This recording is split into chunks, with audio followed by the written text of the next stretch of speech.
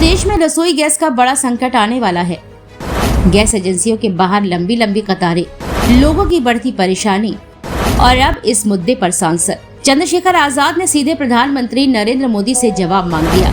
सवाल यह है कि क्या सरकार के पास एलपीजी का पर्याप्त भंडार है या देश में गैस संकट गहराता जा रहा है। आपको बता दें कि देश के कई शहरों में इन दिनों रसोई गैस को लेकर अफरा तफरी का माहौल देखने को मिल रहा है। दिल्ली, मुंबई, बेंगलुरु, कोलकाता, चेन्नई और नोएडा समेत कई शहरों में गैस एजेंसियों के बाहर सुबह से ही लंबी कतारें लग रही हैं। लोग घंटों इंतजार कर रहे हैं, लेकिन कई जगहों पर उन्हें सिलेंडर नहीं मिल पा रहा है।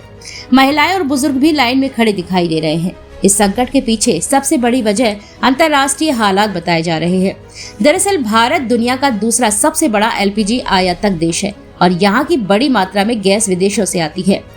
मध्य पूर्व में बढ़ते तनाव और स्ट्रेट ऑफ हॉर्मुज़ के रास्ते जहाजों की आवाजाही प्रभावित होने से सप्लाई पर असर पड़ा है।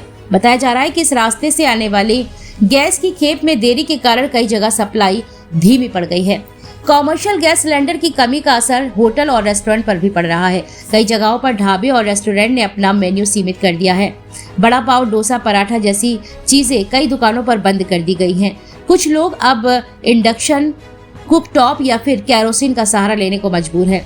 इसी बीच इस मुद्दे पर विपक्ष भी सरकार पर हमलावर हो गया।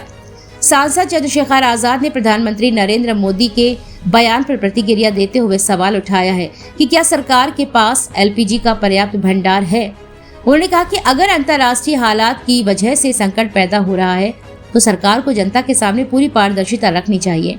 वहीं केंद्र सरकार का दावा है कि देश में गैस का कोई बड़ा संकट नहीं है। सरकार के मुताबिक रिफाइनरियों में उत्पादन 10 से 25% तक बढ़ाया गया है और घरेलू उपभोक्ताओं को प्राथमिकता दी जा रही है। इसके अलावा शहरी क्षेत्रों में सिलेंडर बुकिंग के बीच का अंतर 25 दिन और ग्रामीण इलाकों में 45 दिन कर दिया गया है। सरकार ने राज्यों को जमाखोरी और ब्लैक मार्केटिंग पर सख्ती करने के निर्देश दिए हैं। सरकार का कहना है कि स्थिति नियंत्रण में है, लेकिन जमीनी स्तर पर लोग अब भी गैस के लिए परेशान नजर आ रहे हैं। अब बड़ा सवाल यही है कि क्या वाकई देश में एलपीजी का पर्याप्त भंडार है या आने वाले दिनों में रसोई गैस का संकट और गहराने वाला है। Bureau report, news 80 desk.